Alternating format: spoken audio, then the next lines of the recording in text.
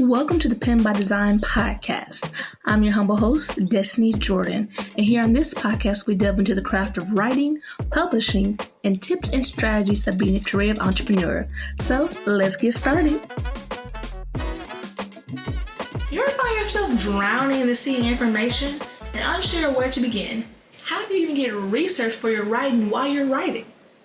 And fear not, because today I'm here to share some tips and tricks on how you can effectively research for your writing project. And by the end of the video, you should have a clear plan of action to find the information you need for your writing project and fit seamlessly into your work. Now, let's go over a couple things that you'll need. And there are 4 things you'll need that's critical. Number 1, you need to define your research goals. So whether you're writing a fantasy, mystery, romance, historical romance, or anything of the above, you may still need to do a little bit of research to kind of know some facts and key elements, expectations your readers may want to have, especially if you're incorporating jobs or different types of work or elements that you are not very familiar with. Especially there's some, especially when people are asking glass blowers. I'm not a glass blower, but I want a character that does that type of craft and artisanship. So I may need to do a little bit of research so I can be as realistic as possible when I incorporate this job into my story. So number 1, you're defining your research goal. What do you need to know about that you don't currently know about? And so for me in this example, glass blowing. I don't know how that does. I've seen it, but I don't know what it is. I don't know exactly the process and what you need for it. And so this is where you want to kind of break down maybe a list of what things you need to go ahead and research, make a table for yourself, and themes and topics that you might want to explore, and just help you narrow down so your research time to be very specific and very productive, and help you save you time in the long run. So you don't have to stop your story to research back and forth. You need to have a day or 2 of research and be able to flow with your writing and not interrupt your writing. Number 2, know where to look. This is where you're going to figure out where do you start. And good old handy dandy Google is where I would start. And as long as looking around at Google, look at the articles, books, podcasts, maybe there's a social media personnel that talks about the subject you're wondering about. And seeing where you can get this information and put it and find all your resources and make a reliable list of sources and keep them handy for future references so you know where to look.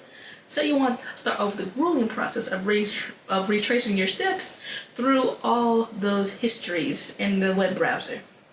It's not always the best thing.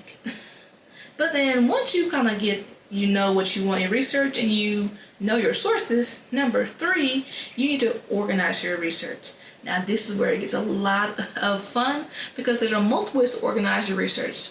Number 1 of my favorite tools is Trello. So this is basically a dashboard. It looks like Notion if you ever work with that program, where you can just store all your information there, store links there, and all types of stuff. You can also leave it in Google Sheets. That's free. It comes with all Google accounts, where you can give or Google Docs, Google Sheets, or Google Docs, one or the other. You can store all your links and information there, and you can access it where you're online or offline. That's always a lot of fun. You can also do it in Scrivener, which is one of my favorite writing programs. I thoroughly enjoy it, how you can organize all your information, and it keeps it nearby, so while you're writing, you can always poke over and see what's coming up next. What did you say about this character? Make sure you don't get eye colors mixed up, where you said in chapter 2 they had red eyes, and now somehow in chapter 5 they have green eyes. It needs to make sense, okay? Make it make sense, alright? And it just makes it easy for your note taking. So those are my top recommendations: Trello, Google Sheets, or Google Docs, or Scrivener. Those are my favorites. Scrivener is a paid product, while Trello, there's a free version of Trello that you can use, or the paid version. You can also use Notion as well. And Google Docs and Google Sheets are completely free. You're just finding a way to organize your research. You can make a table. You can have different sheets for different things. It is really easy to organize in that fact. And number 4, incorporate your research. So, in the final step in your research is when you're researching for your writing, be sure to have it done with references, you have your quotes already, and you're weaving all of this research that you have into your themes, into your ideas, along with the research you're having. So let's say if you have a fantasy world and you have a plant that is named differently but is influenced by the rose and all the typical medical opportunities you have for roses, then you are weaving it in to the fictional plant that you have now. And that's one way to do it. You're just making sure all this time of research is mounts up to what you want in your book and in your story, and it can all be used for future stories. It helps a lot with continuity between your books. If you have certain recipes, landmarks, facts and events, that if you have it stored away somewhere for later on events, later on books, and later on in your world, that you can keep it the same, and it's a great experience for readers because there's a lot of continuity and it doesn't feel as jarring from book to book or from different places in the world. Now, these are some tips and tricks that help you with your research as you're going through. Now, I would suggest that you do your research on different days that you write. So maybe you write on Monday, you research on Tuesday, you write on Wednesday, and you maybe do some more research if you need to on Thursday, and you maybe write on Friday. But research and writing do not have to be on the same day.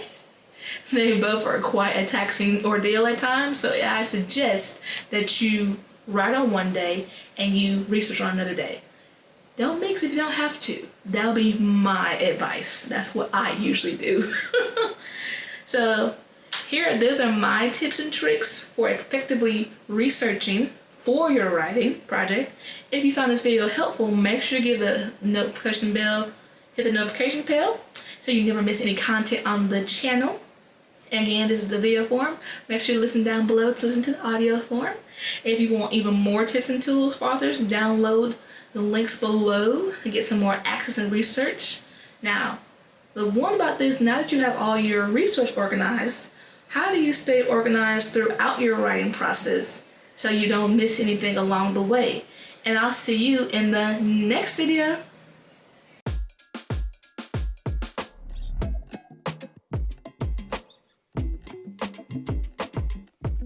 Thank you for listening to Pen by Design. Links are in the show notes of all items mentioned in today's show. Don't forget to pick up your free self-publishing guide to start your author journey in the show notes.